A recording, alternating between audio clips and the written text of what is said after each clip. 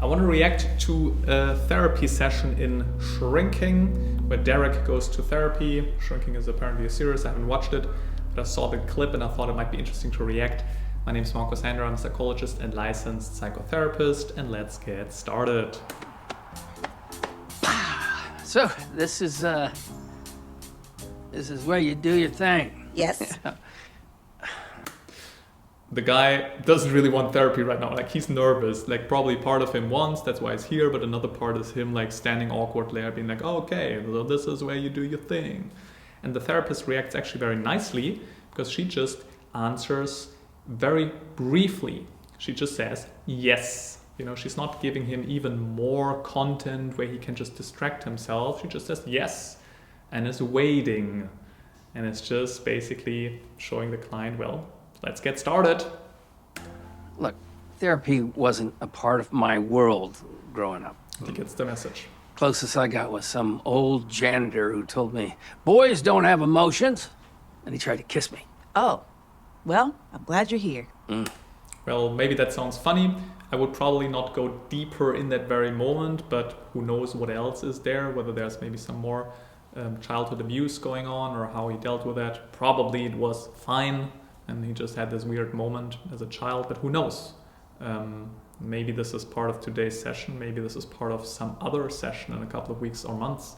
Maybe things he doesn't even consciously remember, but they come up and pop up over time.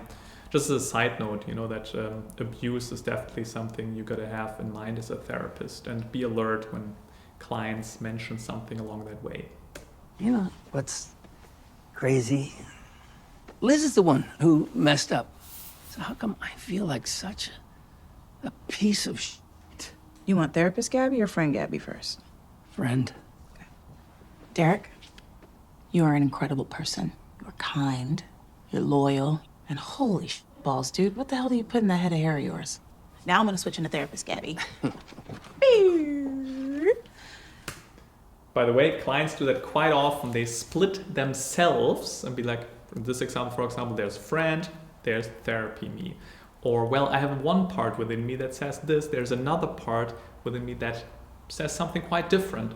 The idea is that the client gets help to not think in an all or nothing way. Probably reality and truth is somewhere in between, and it helps them to reflect and find nuances and not think black or white all the time. In this way, here probably the idea was to first of all give that client, of course, the power of making a decision. Which one do you want? Do you want to get straight to the point, or do you want to have some compliments and some uplifting encouragement first? He chose the encouragement and he got it, you know, and it actually helped. You know, he's smiling and he feels better about himself, and it helps him probably to open up much more, or to even take the advice that is about to come. I have had so many married patients that are exactly where you are, and honestly, this stuff never comes out of nowhere. I knew she was in a bad place. But we've been married forever. Do you know how many times she has been down over trivial things like getting kicked off a committee after she offended everybody on the committee? She is not a committee gal. No, she's not. But it doesn't matter what got her down. She always pulled herself out. But did she reach out this time? Kind of. She said she felt like she was underwater. And people underwater usually are? Snorkeling and looking at cool stuff. No. They're drowning. So Liz told you she was drowning, and what did you say? I told her she should get a grilled cheese truck. Derek. God damn it. How did this become my fault all of a sudden? Oh, it's not. I love the therapist in that sense that she builds such a beautiful relationship with the client. They can have fun and make jokes, but also at the right point, she's not bullshitting around. She's getting to the point. Say, what did you do? And what are people doing when they're drowning? No. Right. And they're getting to the point very quickly. And this is, by the way, one of the most predictive factors of a productive therapy is the relationship that you have with the client, because then you really feel open and actually can get to the core quite quickly. She's doing that amazingly, this awesome, beautiful, warm, but professional relationship, but also being confrontative and really getting to the core quickly. And you know what? You are justified with whatever you choose to do.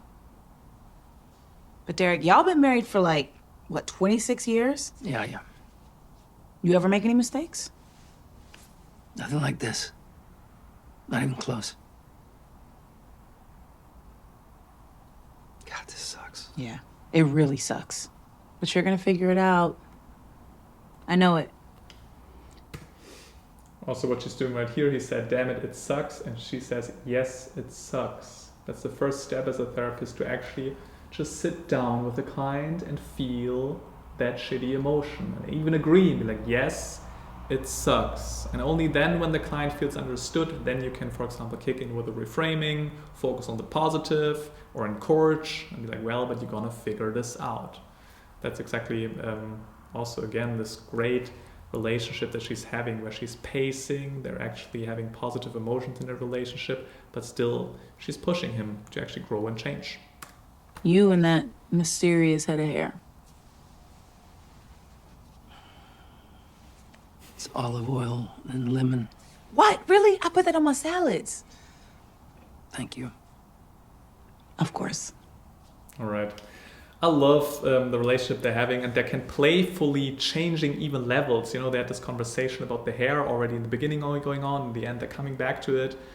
She says, wait, I put this on my salads. And then he says, though, thank you, on a total different level, because the thank you is, of course, not about the hair, but about the therapy session. And they both know it. You know, they know each other probably already for a couple of sessions. It sounded like they were already working together on for a while.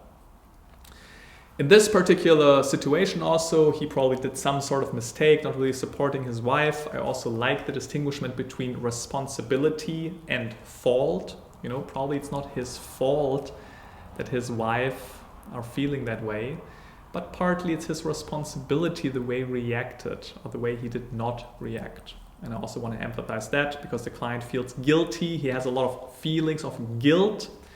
And I want to take them away in that sense. It's not your fault. It's your responsibility, though. And responsibility also gives the client some more agency of, okay, what can I do now? And by actually then behaving in an appropriate way, maybe helping out his wife, he also can let go of this feeling of guilt. And personally, at some point, I would even be curious to invite that wife to actually have a couples therapy session in between, and just invite her, and let's just be the three of us working things out at the right time, of course. But I love also inviting people, because here often it's very scary for clients, but it often is the case that the rubber meets the road and we actually get ahead and we actually have tremendous progress by inviting the right people to a session. All right, if you have any questions, I'll leave a comment below, and I'll see you in the next video.